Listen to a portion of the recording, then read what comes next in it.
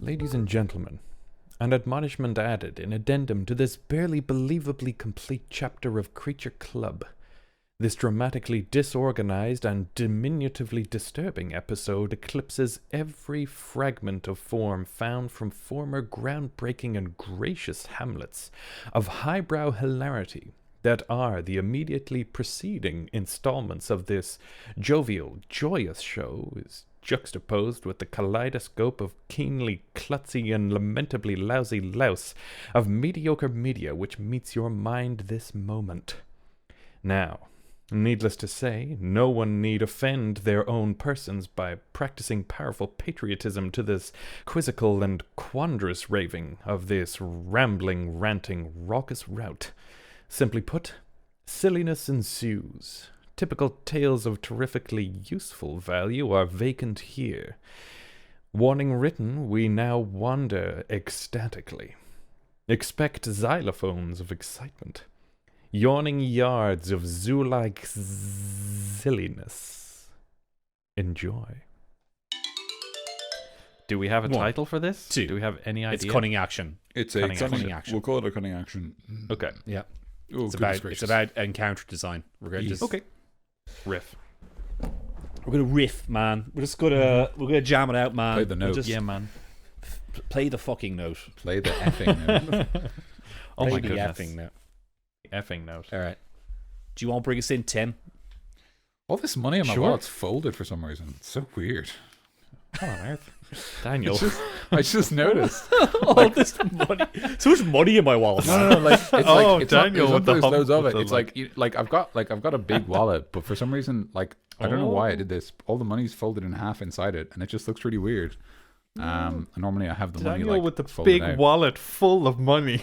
Yes, indeed, yeah. Is this a brag call? No, it's not. I'm just confused at my own previous decision making. That's all. Did you want to I record think this it's like a podcast so you tenner could tell and us how much 3 money fivers you that I got have? for Christmas from my granny. Like it's not that much. Yeah. Here, take that. Don't tell your mum. Yeah. I'm 27. In the handshake. But you see, you can't do the handshake because of COVID. It's it just arrives in an envelope, and it obviously says inside, Manila. don't tell your mother. And then your Yeah, mum yeah. asks, like, "What'd you get from Granny?" And you just start sweating. Just say a card. A card, and a crumble Terry's at the chocolate knees. orange. Oh, I love a bit of I Terry did chocolate actually. My granny and granddad actually did send me an envelope full of cash and a Terry's chocolate orange for Christmas, which was orange. That's actually the perfect present. That's actually just the perfect Mikey, present. I totally agree. Like, it's honestly top tier. It's like, here's money to do with what you like. But also, it's Christmas Day. None of the shops are open. Here's a chocolate orange to see you through. Yes. It was literally, I was like, this is immaculate gift giving. Like, Yes. Just like everything I need, I was so satisfied. I went without Terry's chocolate orange this Christmas. Last year, my aunt Sarah sent us over a couple, but this year we are sans Terry's chocolate oranges. Oh no!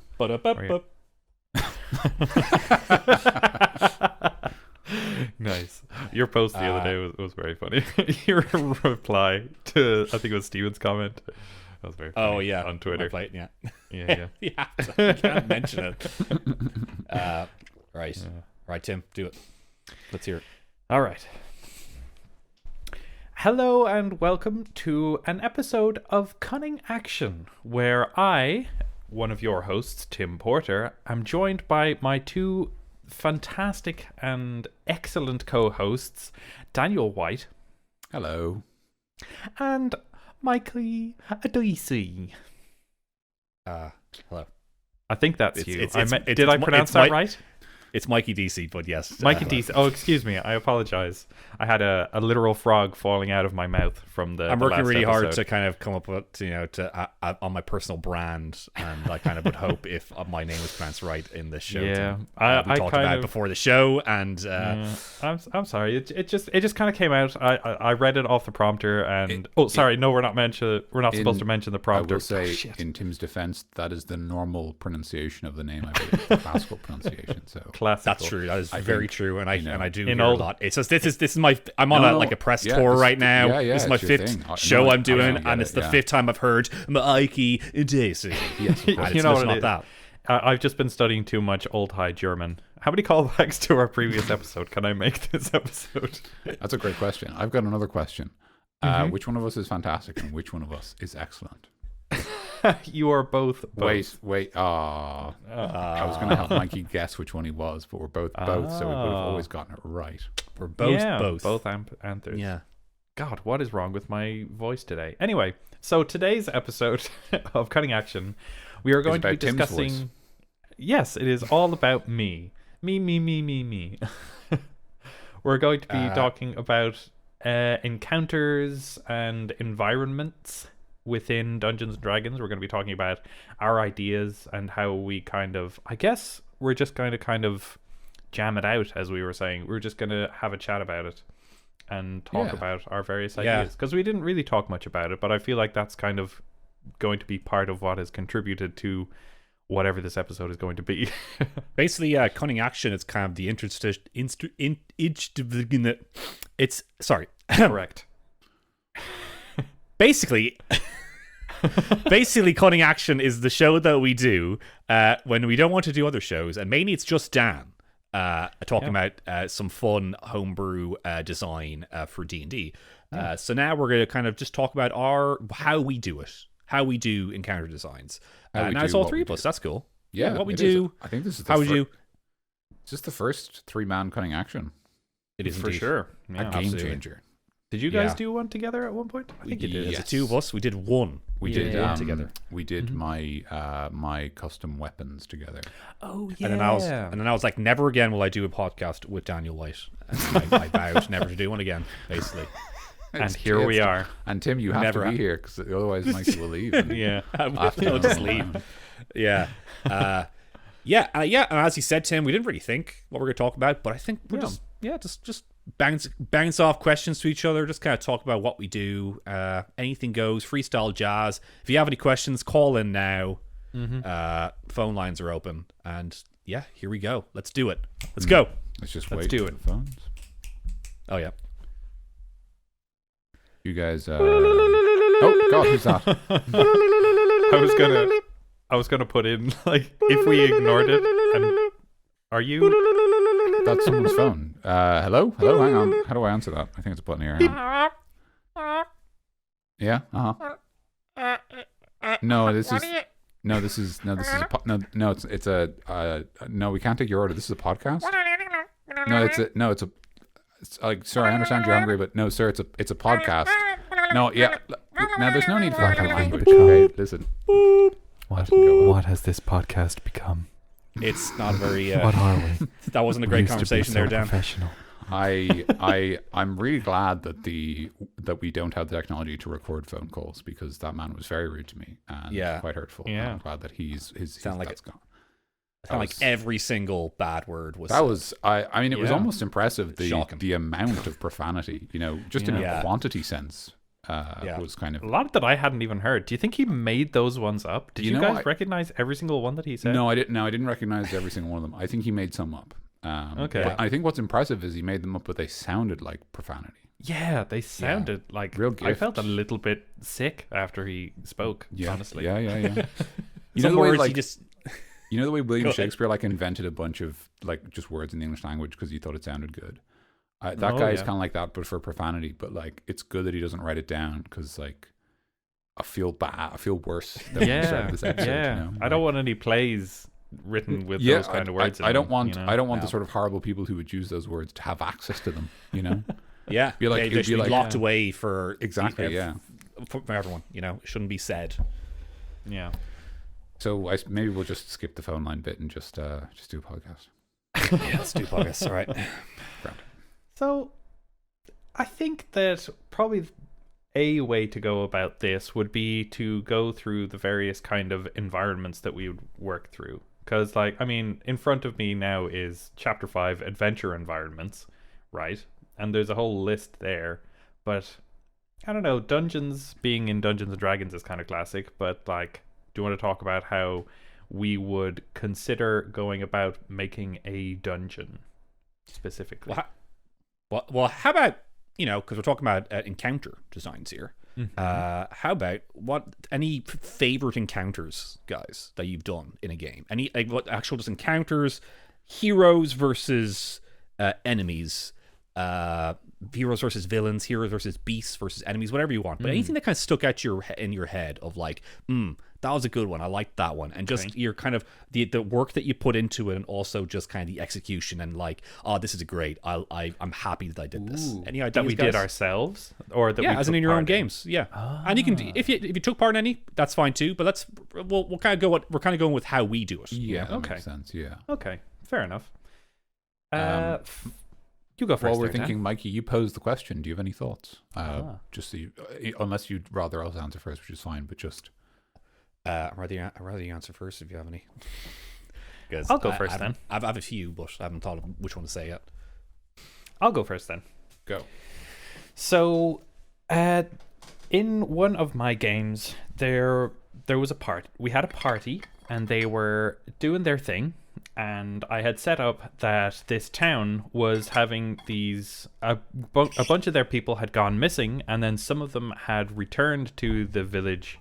Kind of ashen, like they spoke just kind of quietly, and they always had kind of absent stares and stuff. And the party was trying to investigate like where they were coming from, because the people had kind of disappeared in droves, and they were gradually coming back. So they were kind of able to track where they were coming from back to a kind of origin.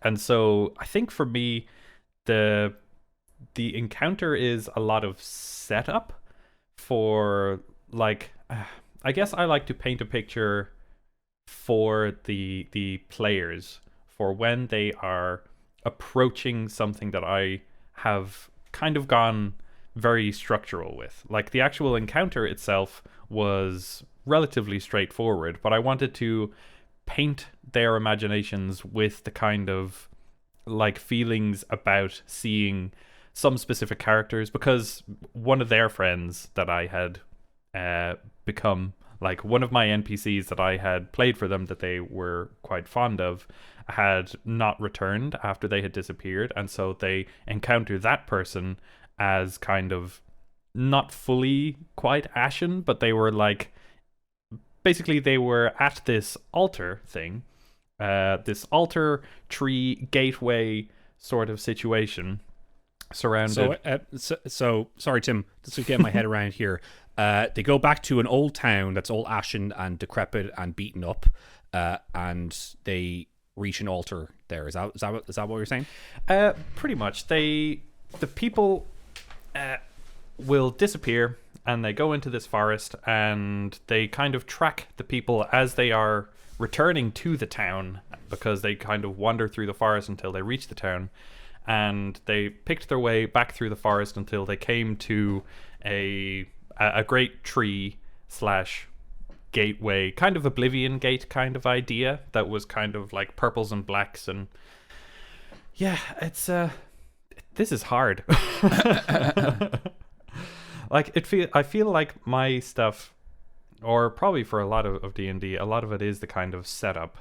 So but that's like it's hard to go. A style of design, right? Yeah. Like I would describe like there's a I've forgotten the name of the people who wrote it, but there was a paper on RPGs, and basically the people who wrote it said that like people who like RPGs can be broken up into kind of three, broad groups, and no one's perfectly in one, but everyone's in a bit of all of them.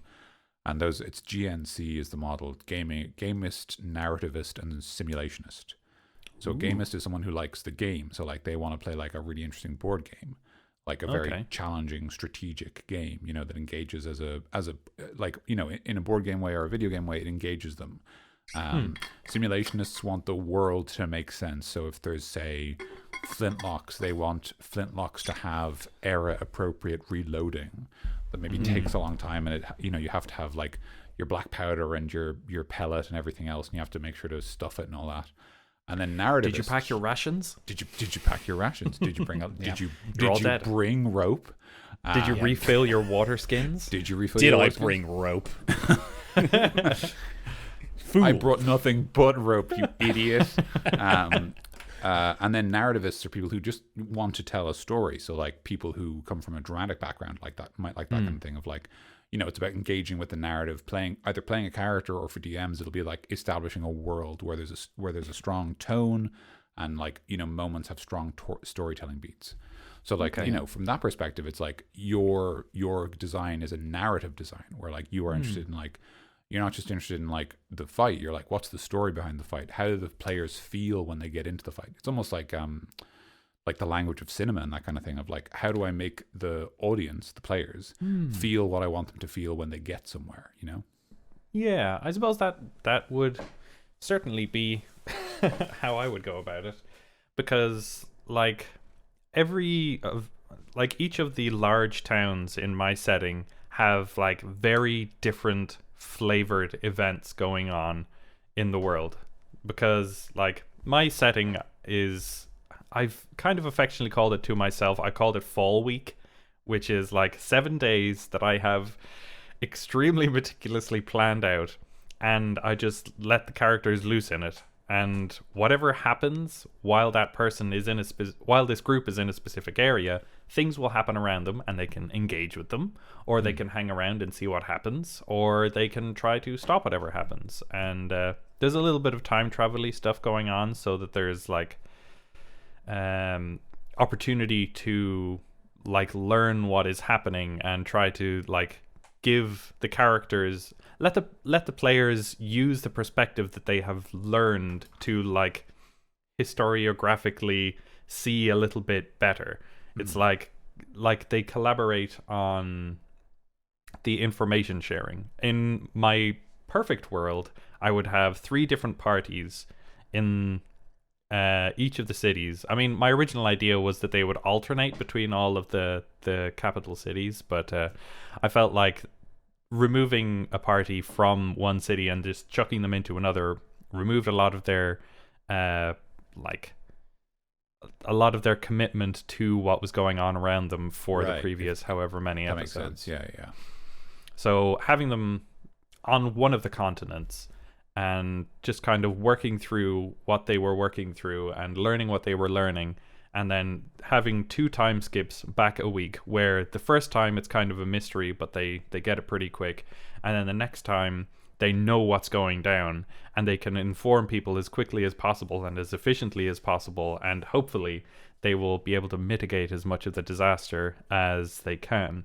So I would say that I'm a little bit, or I say my simulationist stuff would be very, very heavy if somebody wanted to engage with it in that kind of way, because like my meticulously detailed little world is very, very dense, but I never like force that onto people. If somebody asks how many bottles of this weird red fluid are there on all of the shelves, I can be like, okay, there's 1 on this shelf and then there's 2 on the other one, you know? Do you know how the orcs came to be? They were elves once. Yeah. Does this have anything to do with the quest for killing rats, or do you just yeah. Which is... go ahead, Tim. Go ahead. It's kind of like, I feel like I'm kind of taking it over for now, but this is kind of my time, because I'm talking about my stuff. This is my story. This is my story. And you're not part of it. Part of it. No. But what was I going to say? It's kind of, when I started DMing, I had already started very heavily working on this world, and I learned pretty quickly that I have to play for my players.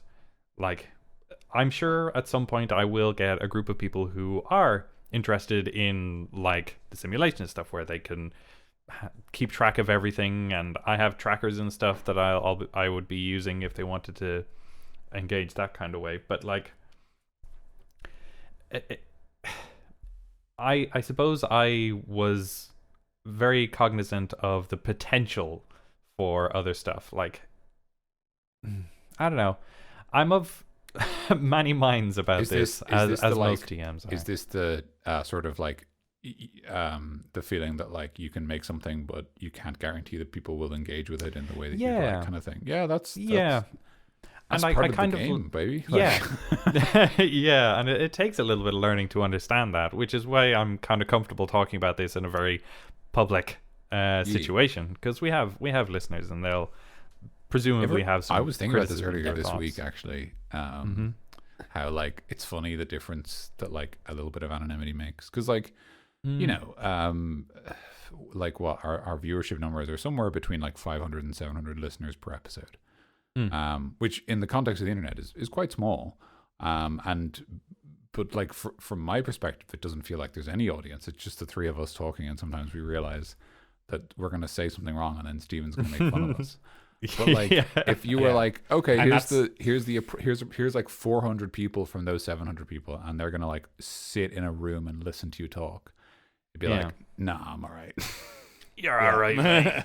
I'm definitely like, it takes a certain level of comfort to talk about this kind of stuff. Like, as a DM, like classically it's a very secretive thing, but like from the start we've always said that this show is about kind of collaborating and sharing ideas. So like,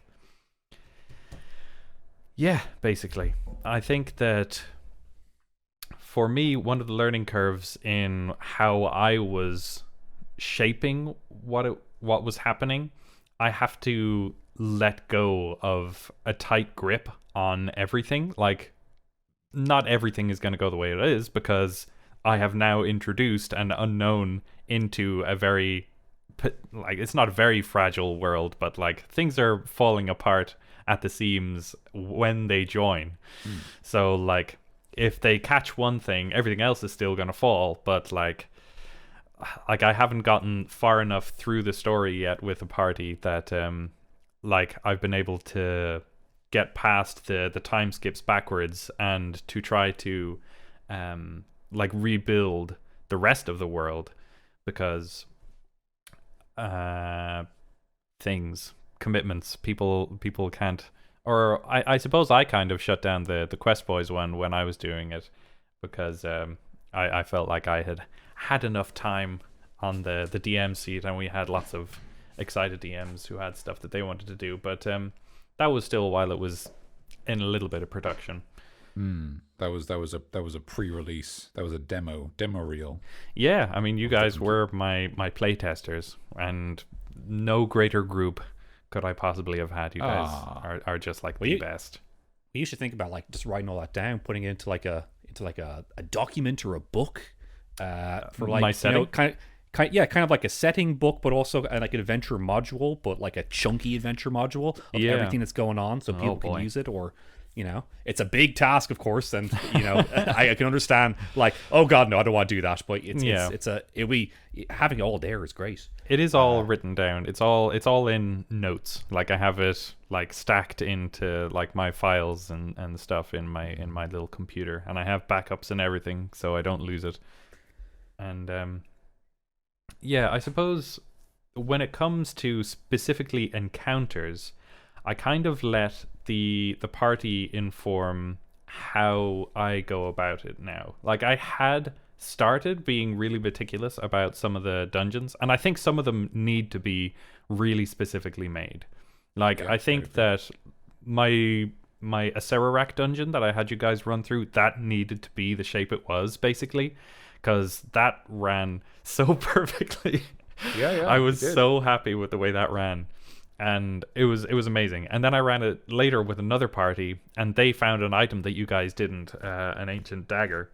That an old gun, basically. But the way that they played it, they found the ancient dagger, which I knew was like a part of the final like ascension for Acererak, and they brought it to the phylactery and they stabbed it into the phylactery, which is like word for word like how I wanted like the cultists to summon Acererak, the destroyer.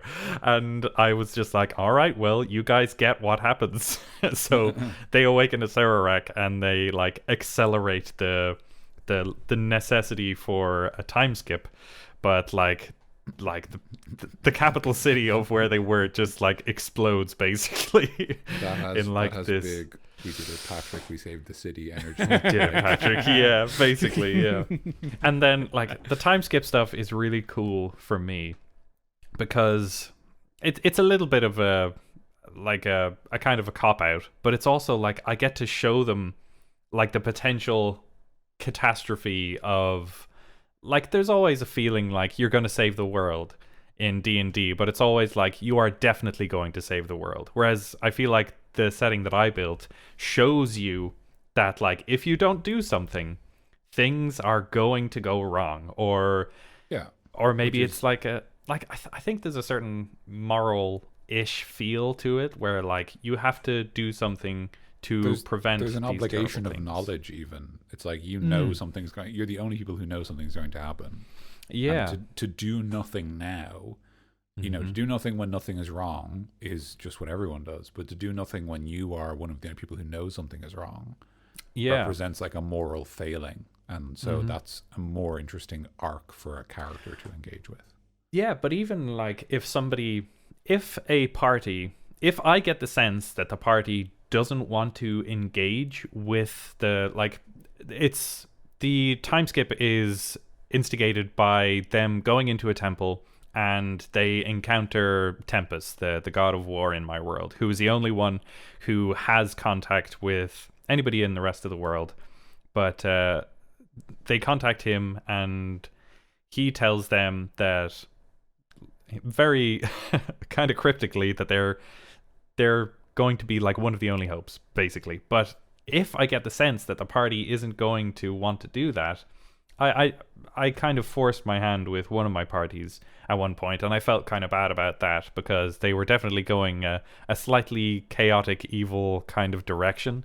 So I felt kind of silly almost throwing them back in time to be like the saviors of this capital city. So I think which prompted me to write a little more with regards like how maybe an evil party would work into this, because I have like an assassins guild basically called the Miarmodor, and like, man, it's really cool talking about your setting. I could talk about this forever. Meow? Are they cats? Yes, they are all Meowgador? cat people. The Meow Mordor. It's they're Well, we're They're going to need to change the name of this podcast to setting discussion as well as encounter discussion. Oh boy, yeah. And it's not. I guess we're just talking about how we do D&D. I guess we did say we were just going to hash it out, and this is this is the direction that I went. This is the consequence of action. So you know, yes, because like for me, I guess the encounters are less important. There are very important encounters that I will structure that I feel like need structure, but I think that for the rest of my encounters, they are all informed by the narrative, which I hadn't considered. So thank you for kind of helping me come to that conclusion, Daniel, with that note about the problem. What was it? GN? I think stuff like that. GNC, GNS model. Gamist, narrativist, simulationist. I think there's a competing view that it's an old study and there's like more nuance and stuff like that.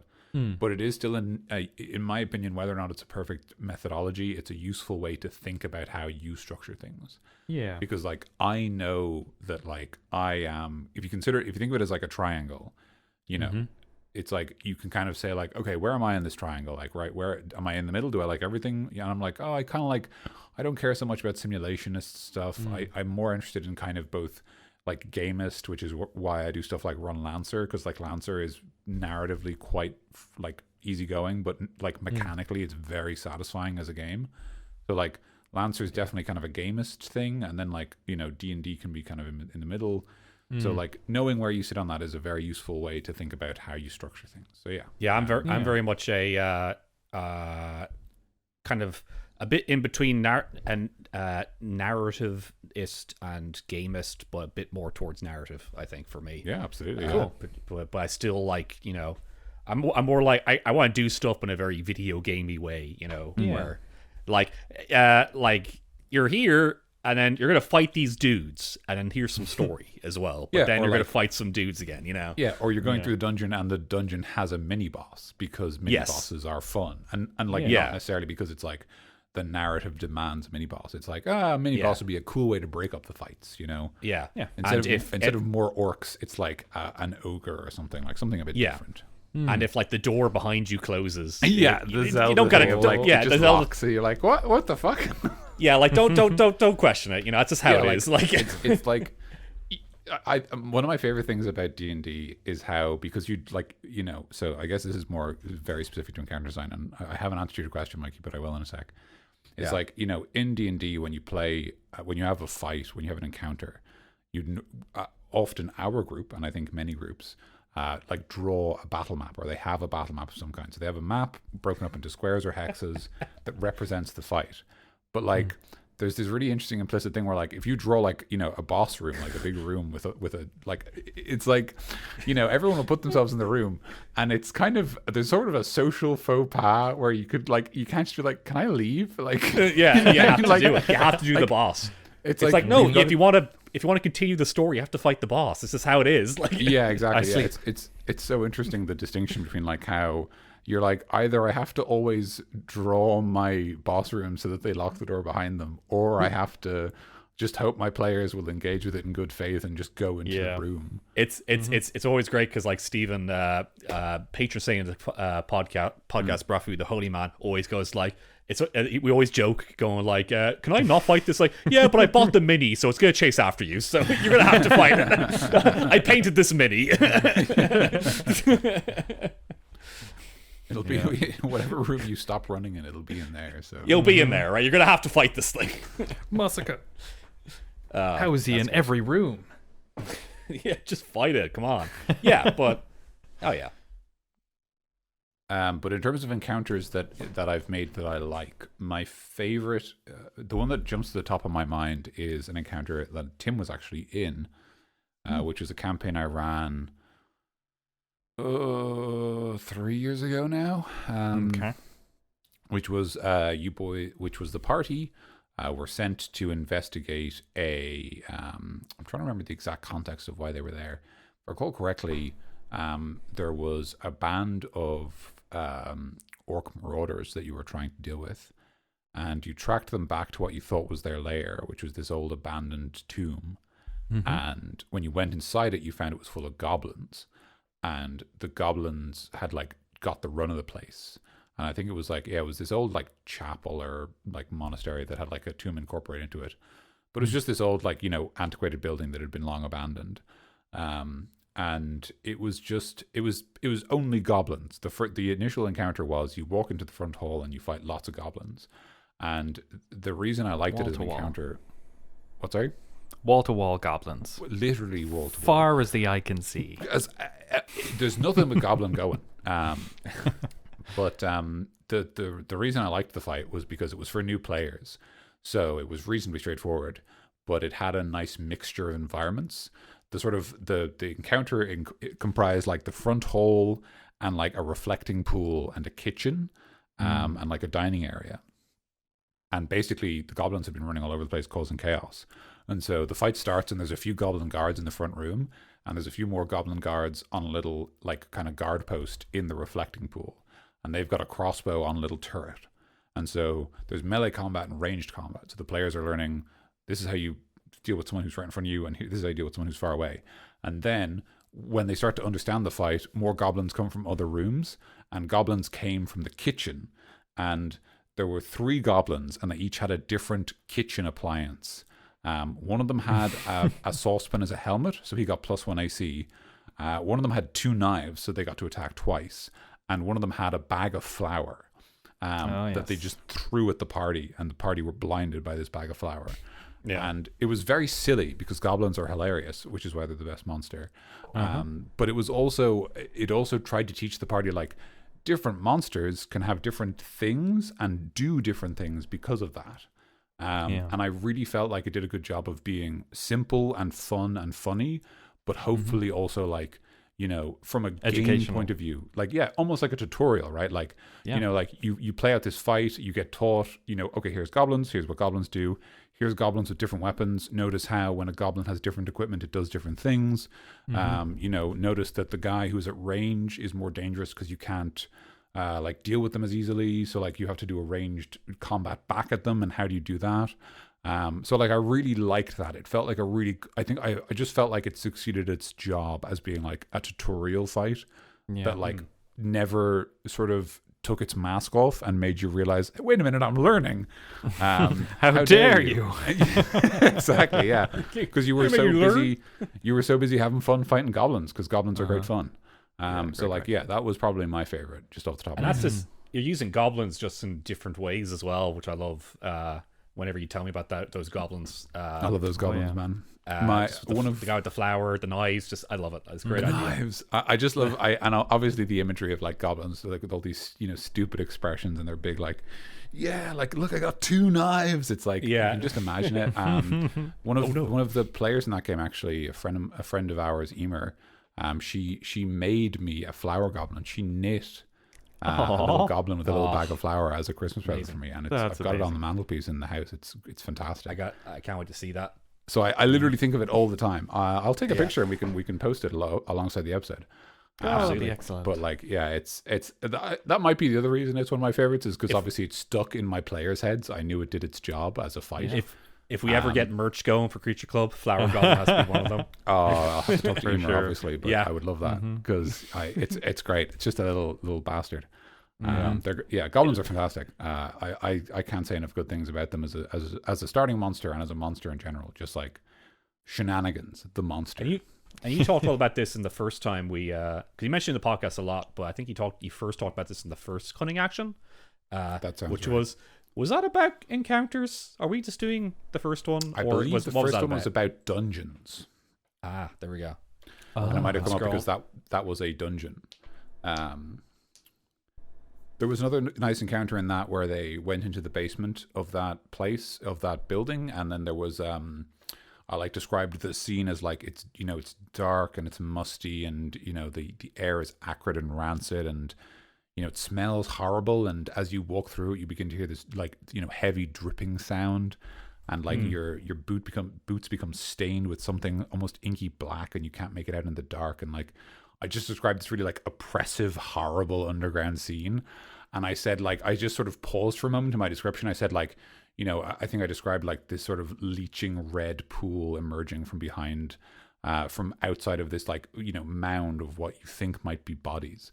And there was silence for a moment. And then one of the players went, blood, like kind of questioningly, but like very intently.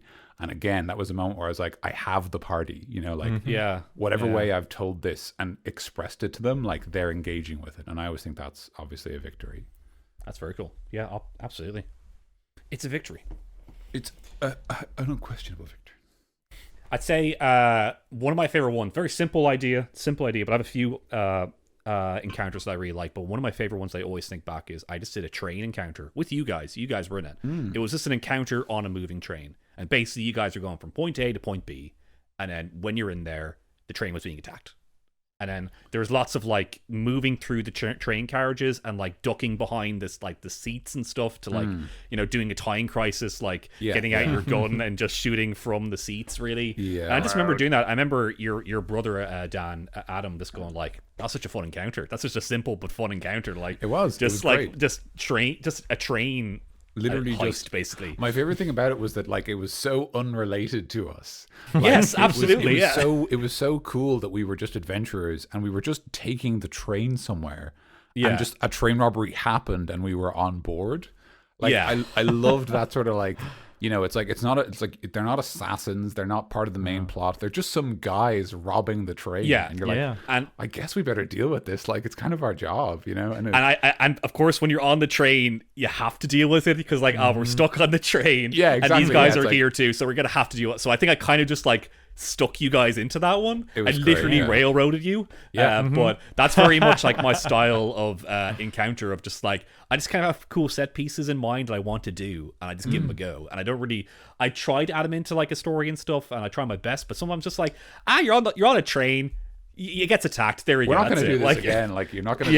Yeah, it's like, once you get off this train, you're not going to get on it again. So we've got one chance. So we'll do it now. Like, it's like you want to get on if you get on a boat, there's going to be a Kraken encounter. Yeah, like you never get to do a Kraken encounter. Like. Yeah, it's exactly. It's like it's. I think it's like Matthew Colville's is one of his sayings is like, don't save your best ideas, just use them. Right? Like it's like.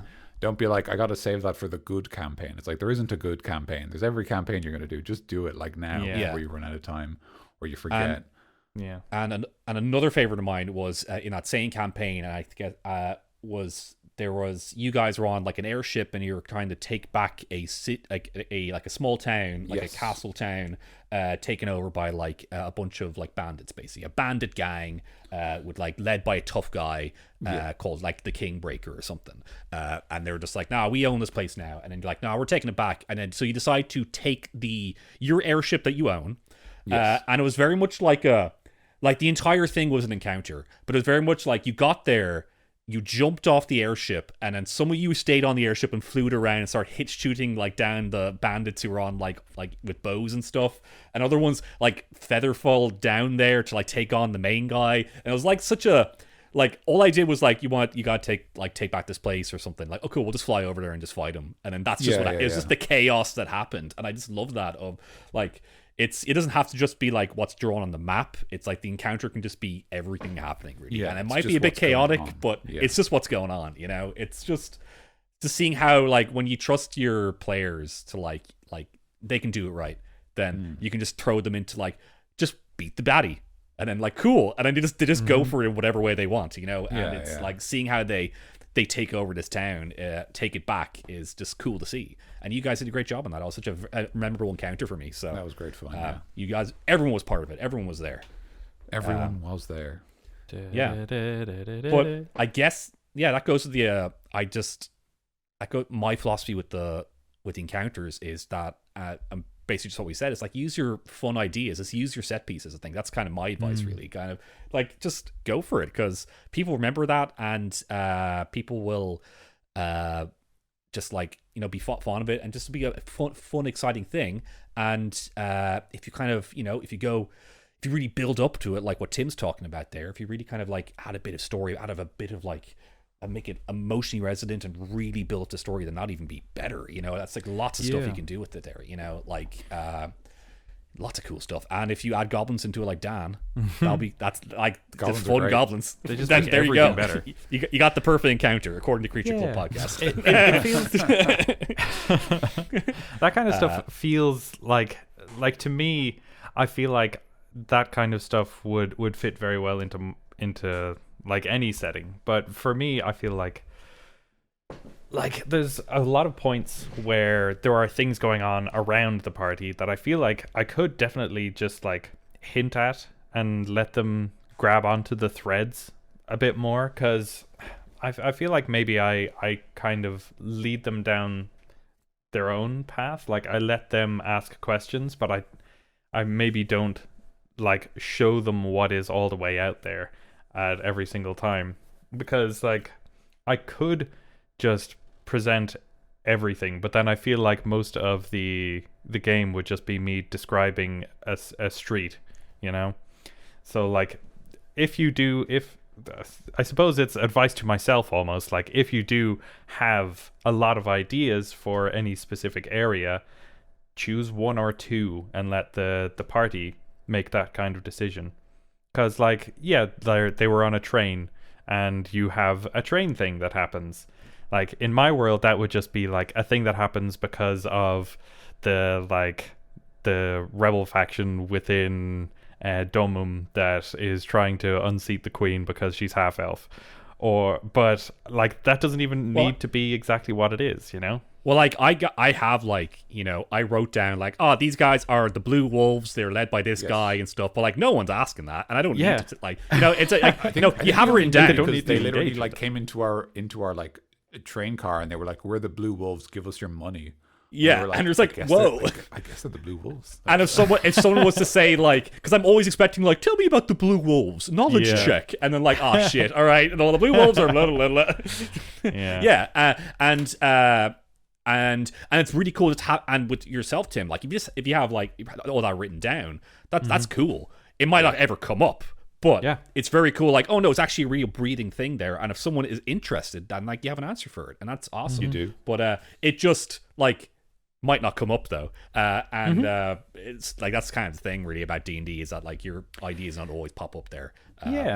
Like I have fun writing this stuff, and I have fun separately with the party when I'm actually playing a game, because like when I'm writing, it's like a very specific type of creativity, whereas when I'm playing a game with people, like I feel like an entertainer. Like I feel like I am a performer almost. Like I need to show the colors of my world in a way that like they are seen within the mind's eye, within the theater of the mind.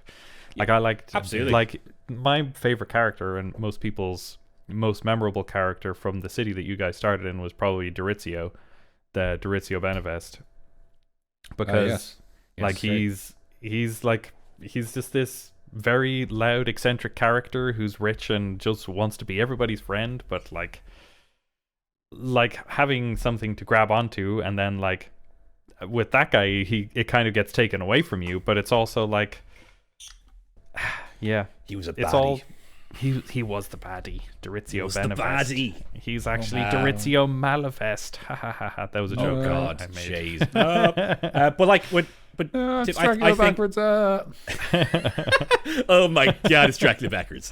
But I think, Tim, that it's not just you being the entertainer. Like I think as a DM, you're kind of there with the world and stuff. But I feel like everyone should be bringing their own stuff into it. It's a collaborative storytelling effort, and sometimes it's good. People just want to sit back, like I just want to go along with the ride here. But and that's cool. That's fine. It's kind of how you want to play it.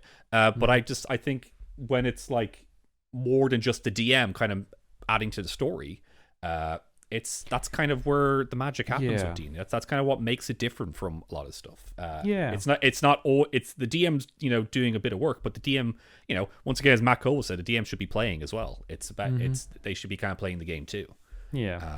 Like I have my concept for my future world, the dragons one, but I feel like I'm definitely not going to put as much of myself into that one.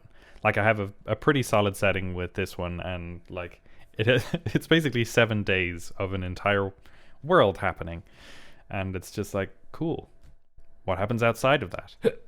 Which is also kind of like, I wanted to improvise what happens with the Shattered Continent with whoever. I kind of haven't touched I have like plans or whatever, but like none of them are so set in stone. So like this is, for me, this episode feels like Tim's confessions of like how he feels. Your about grieving process. I think you're a little bit, I'm just letting it all out there. I know I've written loads of settings from like I'm on like my 5th setting now with like Scaros, and even with Scaros, it's very like I'm just gonna leave it there and like use it when I'm playing D&D and kind of write stuff for when I'm doing D&D, because I not be too in love with it, and even with like Dan and I, we both use a setting, but we're just like, we just do it in our own way, and that's just how it should be. Like, it's nothing's canon really. It's just like a setting that we can use. It's just a bunch of ideas. Like it's just a bunch of ideas that we like, and like the core principles we really like, where the core stuff we keep, like the gods we like and we keep, and that's kind of really what we use it for. I think is the gods, the beliefs, the magic system and stuff, the general kind of hoo-ha and stuff, geography. But I know my other ones I wrote like a lot on, and I'm like, I don't like it that much, and I got rid of it. One I wrote too much stuff and I got rid of it. This one, there's too many characters that I'm writing about that people don't really know and they shouldn't be there or something, whatever. But like, I'm just like, this one, it's just stepping back a bit and just kind of letting the players also be a part of it. I think that's what makes this setting good and stuff. And Tim, absolutely, your writing style can add to that, absolutely. And I either your old setting or new setting, the way you do things of writing a lot and really getting into it, that can add to a great setting. And your setting is great. Your setting is fantastic and all. But it sounds like you're you kind of just want to have a step back and like let's have the players kind of come up with some stuff too. Like, and that's cool I feel too, like I feel like I wanted my first setting to be like perfect, you know, being it ain't ever yeah, perfect, right. Yeah, but like being the youngest DM, I feel like I fell into that hole as somebody who has like, I don't know, I read, I don't know, I don't want to. I've read a book. I've read a book. I don't know. I like coming at it from a more adult angle for my first setting than you guys did potentially. Like you guys started pretty young, so like my commitment to it was like this was like a serious hobby kind of, which like maybe it shouldn't be, but like also it can be. Like it's whatever you want it to be. It brings you joy. It's all jazz, baby. Do what brings you joy, but it brings you joy. Blah. Do what brings you joy, but also, you know, it's about everyone at the table, you know. Yeah, absolutely. For sure. Like what brings you do, you know? That's part of it. Yeah. Joy what brings you do. For joy what brings you do. Love me do. Love me do. What are we on about? What are we talking about now? God knows. Dom, how do you do your just general settings yourself? How do you like to write a setting? So I don't. Do people shag in it? See, these are the only questions that matter. Does anyone shag? And how many wives can you have? How easy is it to asking for a friend? How successful? What's the DC? Generally speaking, how married are each of the characters? Yeah, married? How many married are they? So I obviously I contributed a fair whack in my younger days. When I was a young man, you see, boys, when I was a young man. Listen here, young whippersnappers. We had our 5Gs and our globe model of the universe and our cohesive theory of mathematics. Back when I was a young man, when dinosaurs ruled the earth, I contributed a lot to a shared world with some of my friends called Talas, which we still use and which we still have a fairly populated wiki for. And we mentioned before on a special before, I think, as well. I think it's been mentioned a fair few times. And it was fun to contribute to, but I think the thing I've become increasingly aware of is that like a lot of a setting goes unused, and like the thing I wanted to avoid most of all, like, you know, the thing I want to avoid now, I guess, is like just making stuff to make it. You know what I mean? Yeah. Like, so like when Mikey and I were putting together Scaros, like there's not really much information on Scaros. That's because I've given it exactly what I need from it. Yeah. And everything else is like, I'll figure it out, or I'll think about it and I'll present it to the players as something interesting. You know, so like I think for example, it came up in a game. Someone was like, what you would like, because in the current game I'm running, which Tim, you are part of, your character is a paladin and Steven's character is a zealot barbarian, but you're both members of the church. And you slew, or you slew some enemies, and I think you found slain some other enemies, and you sort of asked, you know, what's the practice with dead bodies in the church? Yeah. And I said, oh well, anything's fine really. Like, you know, there's a bit of a theological disagreement about whether it's better to bury people or burn them, but anything's fine as long as you say the holy words. And like that's something you could engage with, right? Like in a game like other games I've run, which were like, you know, where the game where Jack was the bishop and DCU were his bodyguard, and it was kind of more political. You know, those questions of like local customs versus the church's dogma could be part of the game, but they don't need to exist all the time. They only need to exist when they're important, right? It's sort of like possibility space. Yeah. Like up until someone asks the question, what did the church think about what to do with dead bodies? That question doesn't really need an answer, and it kind of doesn't matter as a result. Yeah. And so and now what I want from a setting is for it to feel like the story has a tone and the setting can fit that. And anything else is like, it is a nice bonus, but I don't know, maybe I'm just too jaded or something. I don't know what's going on. But like, I'm just like, as long as it works, you know, like as long as it rides smooth, I don't need anything else from a setting.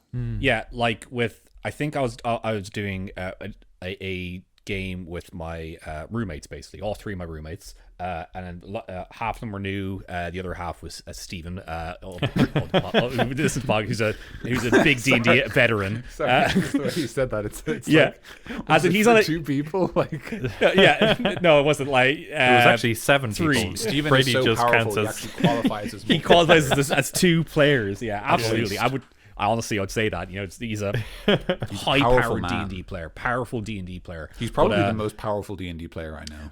And that game didn't really go on through because I was just kind of like I wasn't really feeling like playing it whenever we wanted to play and stuff. Whatever, talk about that another time. But I basically just getting it off your chest. Getting off my chest. I mean, that's what I've been doing. That's what this episode is for me. Basically, we were like, I was just making it like a town or an area for it, and I just drew it up and stuff. And I was like, where is this?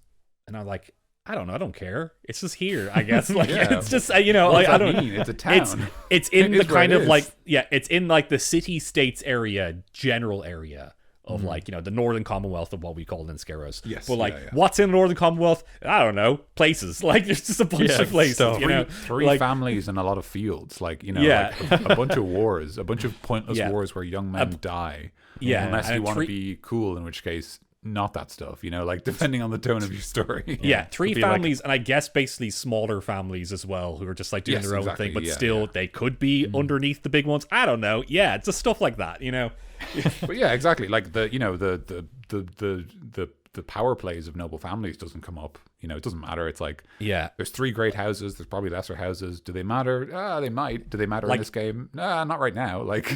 It's like if you want to do like Game of Thrones, noble families kind of stuff, you do it in that setting, I guess. But if you want to do like swashbuckling, you do it over in the Vento Archipelago. It's a general islandy place, or you want to do it in the snowy place, do it up in the north, whatever. Lots of kind of different stuff. But like, I don't have like locations written down for them. I just like it's there, It's and I just make the town, there. And I don't have a geography written out really. I would love to get a map, but like. The map would be big and general. It wouldn't be like this place is here and this place is here exactly. Yeah, it would be a map for the purposes of like. For me, a map would be like, here's where all the great cities are, because the great cities are like. It's actually interesting because I've been playing a video game recently called Caves of Cud, which is a procedural roguelike. It's very good, but one of the things it does is that it always uses the same map of the world, and it always puts the story locations in the same place, but it randomly generates everything else. So like, the mountains are always arranged a certain way, but what's on the mountains is randomly determined.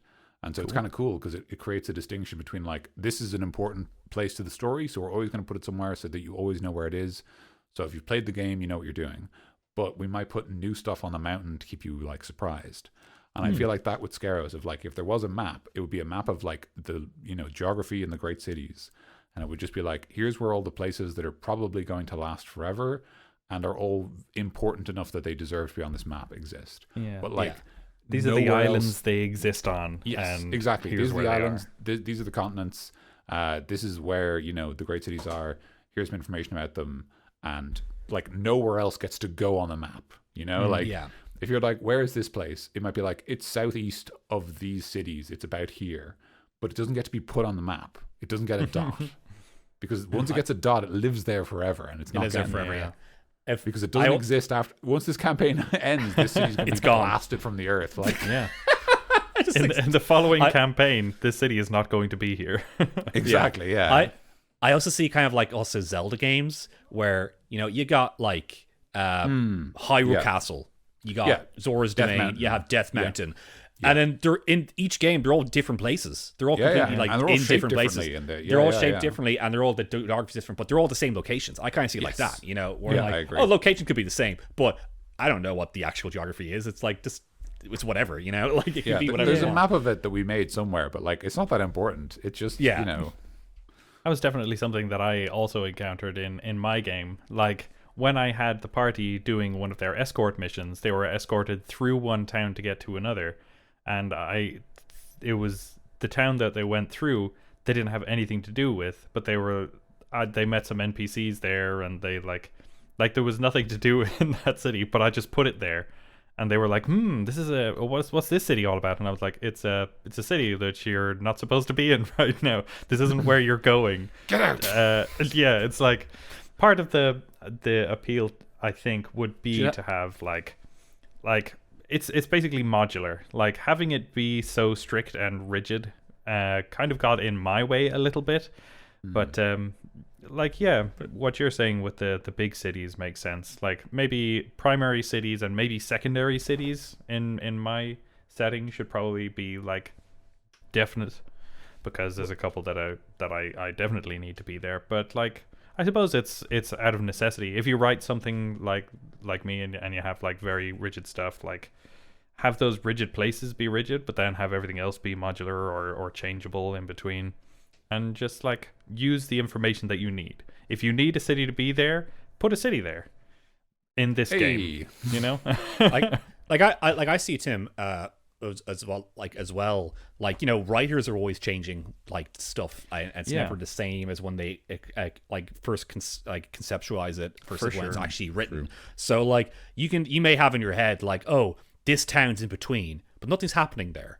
So you could just like last minute just kind of swap it around and say, oh, that town's there first. That's the one that you want to go to. And then that one's just on the other side. Like, you know, no one noticed. It's like you can keep like the illusion of like everything is stuck in place, but like you can just like all you did was like just swap the towns around. That's it. Then like, you know, the town with the interesting werewolf plot that you wrote by 2 weeks ago is actually the town in front of you. Yeah. Because I'm not going to waste all that work I did. And you will never know the difference. There's no way for you to know. It's like, that's it. Like, yeah, it's just a Wallace and Gromit with the train tracks again. Like, absolutely, yeah. And it's very much like and I think that's with world building and with just D&D in general. Like there's the illusion of choice. There's the kind of like just like the illusion of like you knowing what you're doing really to your players. Like they're like, he knows what he's doing, but like you're just like, oh my god, what am I doing? Like this, see your pants, and just if like you kind of want them to go in a certain way, then you kind of just suggest it in a way that like they have a choice, and sometimes they might go completely in the opposite direction of what you're thinking. But like sometimes when you just slightly nudge, they will go to that place, like, you know, and it might look like they have a choice, but both of those choices just end up going to the same quest, you know, like stuff like that, you know. Sure. You know, all lots roads of stuff. lead to quests. All roads lead to quests, but I'm already on a quest, so I can't do that one. All right. Then come on. Sorry, wrong place. Can't we settle this over a pint? No. Then come on. Yeah. Just talking shite. Yeah, this has been just kind of like a bit of everything going on this episode. Just kind of a general. We don't really get to talk about just our general D&D play. We're gonna get shouted at for this. I hope you know this episode. Sure. Absolutely, yeah, absolutely. It's all over the place. I didn't get to make a joke I wanted to make because we were talking nonsense, which is that the Dungeon Master's Guide has like 7 pages on encounters and then one small subsection that says fun combat encounters. And it just made me laugh. It's like it's as if it's like everything else is a chore. It's like, oh god, it's supposed to be fun. Here's how to do that. Yeah. Which made me laugh. That's very good. Here's the fun ones. Oh god. Do we have to add the fun? God. Do we have to make them fun? Yes, put in the fun bit. Fine. But it only gets a tiny little section. You're skateboarding, I guess. It's just a regular character, but you're skateboarding. You do a cool kickflip. Fine. All right. How cool is it? Very cool. All right, cool. 10. You got it. That's print. DMG. Got to print it, boys. Any final comments on general encounters and situation and just world building that you guys want to mention to our listeners at home who are listening to this? I'm actually just trying to decipher what we talked about and like, yeah, you know the way like, so you know the way like a person who invests in things, you know, might look at a situation and be like, where is there a potential to like make money in this, right? Like, you know, I feel like I'm looking at this podcast, I'm like, where any value? Where, like, yeah, if someone, if a stranger came along And they were like, you know what? This Dungeons and Dragons that all the kids are talking about, I'd like to give it a whirl. Like, what in God's good name would they learn from this episode? And I'm struggling. I'm struggling, boys. Nothing. I think this is just. Oh, right. I think this is just for us. This episode is literally just for us. Pop on special.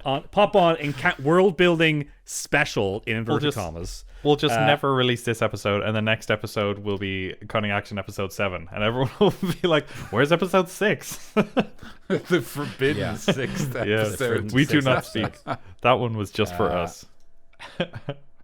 What was there like a take-home message of this episode? Can we spin something together? That's what I'm basically pointing out. Is there a take-home message? Well, is there even like what are the most interesting lessons we can learn from this?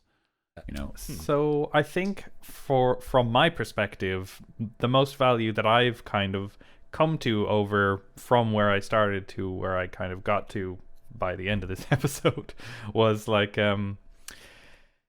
don't necessarily commit too hard to like rigid structure.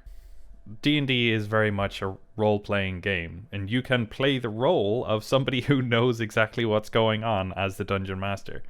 So like, yeah, you can have your set pieces, and those can be important if you need them to be, but it can also be more fluid than I think maybe people would expect it to be, because I definitely wanted it to be like very specifically written. Like I might as well have just written a book about the whole thing and then just released that and been like, there you go, that's a thing. Now I'll play some D&D. Like, if you want to write a book, just write a book. That's kind of right. It really. Yeah. Like if I want to railroad people, I can just make them read the thing and they don't have to have anything to do with it at all. So the perfect I feel like game. there is value in that. I'm not saying that it's ridiculous to do so, but for the sake of fun, no, I still had fun playing with my friends. I don't know. Just do whatever makes you feel good. Damn it! I almost had a while, but then it ended up being like, just have a good time. Thanks, Tim. Mikey. Yeah, no other. I don't know what we're talking about anymore. Basically, I started off like, let's talk about encounters. It just hasn't been about encounters, and then like, okay, cool, we'll talk about the known count. That's why I have no idea what to label this episode anymore.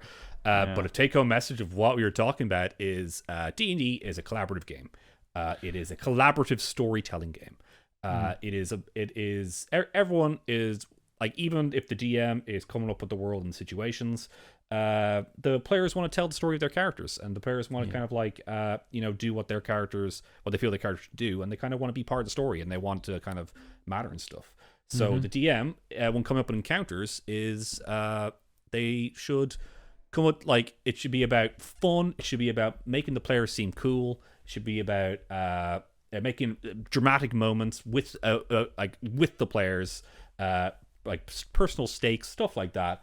And if you guys want to do like whatever kind of game, it's always talk about it with your players beforehand. Always just say like, this is what I want to do. This is my pitch. What do you guys think about that? And we're like, yeah, that's cool. Let's do that. Or like, nah, get away with me with that fucking World War II, but superpowers. Even though that was a fun game.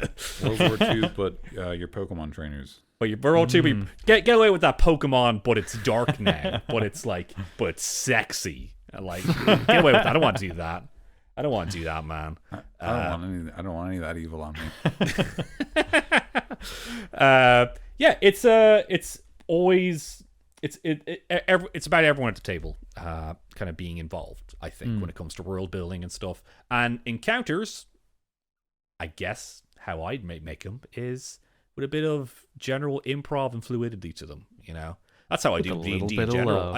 I make it up as I go on, guys. I'm not even going to hide it anymore. I just make that shit up as I go. And it's like, that's a cool idea. I'll do that. Hell yeah. That's it. So, that's me. Also, brush your teeth. Wash your hands. That's fair. Brush your teeth, guys. Mikey DC. Thank you very much. Daniel. Dan, do you want to anything? stumble your way through a potential moral to this Insofar episode? as I understand, the podcast is about two things. I'm still sort of deciphering it. Okay, And I hope, audience, that you are with me like an archaeologist digging through this pile of rubble and trying to find something valuable. That was meant as a joke, and I've enjoyed this recording session just before we go any further. I think that if we're talking about encounters, your encounter should be based on what will challenge and engage your party. So if someone is a monk, make sure that someone shoots arrows at them so they can deflect arrows. Use archers. No one expects archers. I don't know why, but just archers are just... Someone has a bow and they're at the other end of a room. Your party are just like, I don't have a plan to deal with this situation. I don't understand the riddle. Could you say it again, please? Just design an encounter, and then if there isn't an archer in it, just add an archer. And then for world building, draw as much map as you need. That's it. Yeah, there you go. Beautiful. Right, guys, you know what I'm going to do? I'm going to go sit down. I'm going to stand up. I'm going to stand up, and then I'm going to sit down. Okay. And be Very like, good. yeah, you know what? Time to just, wow. That's all I can say. What was this? Thank you, everybody, so much for listening. We have been the Creature Club podcast. Not this week, we haven't. I mean, Creature Club presents something. something or other. A pilot That's shot. what the Is this episode. That's what the episode like- should be called. Is this like Encounters, a Creature Club story? Like our equivalent of the Solo movie. Yeah. And I kind of like Mikey. You're gonna need a second name. His name is Mikey DC. And then I'm like, Timothy. That's way too long. I have to come up with a different name for We're you. going to go with it. Oh, Jesus. What a fucking shite movie. Anyway. I actually, I did not need to explain anything, but it was a fun ride, popcorn flick. It was a fun ride, but yeah, but it did not need to explain the everything. It absolutely interfering did. hands of a Yes. billion Disney executives. I could feel them Absolutely. eating my popcorn as I tried to watch the movie. Yeah, I'm trying to have it as a fun popcorn movie, but they're eating the popcorn. Yeah. I started watching it, but then I got bored about 15 minutes Yeah. in. Yeah. I have not seen the whole movie. You're not missing much. Yeah, the fair. lighting Really was not, really no. dull for the whole movie for some reason. Yeah, I don't know what happened there. It didn't change. It's like they forgot that there were colors in Star Wars, which is interesting. A sort of an interesting design decision. What if Star Wars was sort of shades of sort of yellow and gray, and that's it? And it's like, I think all right. I watched it on Christmas Day, and I think I was smashed. that sounds like the right way to watch it. Is like, Yeah. you've eaten a lot of food, you're a Yeah. little sleepy, and you've had a bit to drink, and Yeah. it's just and the classic Da saying it's on. It's It's what's on. It's just on. You might as well. What are you watching like, there, Da? It's just on. It's just on. I love that expression so much. Because the thing that I think, because firstly it's deeply funny and deeply rooted in truth, which is what makes everything funny, and also it's not like mean. It's just funny, laughing at how sometimes your dad just acts weird. But like, Yeah. when I actually thought about it, like, it's like the reason your dad is so tired and just wants to turn on the TV and do nothing is because he's been at work, and the reason he's at work is because he loves you and he wants to make sure you're looked after. Mm-hmm. It's actually kind of nice, It's like kind of absolutely. cozy in a way. Yeah. Mm-hmm. Sure. That's the L one. Ah, yeah. It's just on. Just on. Right. So Did we ever have a handle on this episode? Because I was thinking we may have started well, but then I remembered the phone call bit, and I was like, no, we didn't. no. I think it spiraled rapidly out of control. Rapidly. Mhm. I did before we started the episode, I did open up my Dungeon Master's Guide to So page did I. 81, creating encounters. I have with it the here. intention of dryly reading out the description of creating encounters and then making fun of it. That was like my plan before the episode started. And there is obviously the saying, no plan survives first contact with the enemy. And as it turns out, this time the enemy was us. Truly. So, Truly. Cool. Can we end this, guys? I want to play video games with my friends. Yeah. Oh sure. yeah, I wanna. Yeah. I want to play Monster Hunter with you guys. Yeah. for sure. So let's stop recording. Yeah. We don't even need an outro. I feel like the music's already playing. If you made How it long this has far music in been the playing show, no, yeah, here's the thing. If you made it this far in the show, in this episode, you know all about us. I don't need to tell you to subscribe to us on whatever thing. I don't need to tell you anything. You know where to do everything else. There's only one reason why you listen to this entire thing, so you know it, all right? Yeah, and also, if you have listened this far, like, legitimately, thank you. Because, like, Well done. this might have been a mess of an episode, but I think, I can only speak for myself, but I've had a great time. Yeah. And I hope you had fun too, even if it was a bit silly. For sure. A bit of crack, a bit of levity is, I think, what we need this year. Exactly, a bit of a jape, you know. A bit of a jape. And sometimes Creature Club, we just need we just need to just say whatever. You know, sometimes we need these, even though we do it anyway. We just need an episode where it's about nothing. Just talk about whatever. And then at the very end of about an hour and 16 minutes, I need somebody to tell me to remain at a temperature which is typically below a kind of par, so that I can escape this hellscape. Yeah, no problem. Well, I don't know where you find that. Yeah. I could try that on the phone. It just kind of came to me. I just felt like something along those lines has to happen. You know. Well, I don't know what you've been, Tim, but I've been Mikey. I have actually been Tim, honestly, this whole time. And it's true, have been Dan. Stay cool. Hey, There we go. Stay cool. Take your chips and go home. Take your fucking chips and get out of here. Jesus. Get out of here. I never will see you here again. I don't want to see any of you guys again, alright? I'm done. I'm done with Creature Club. I'll leave the band. That's no more.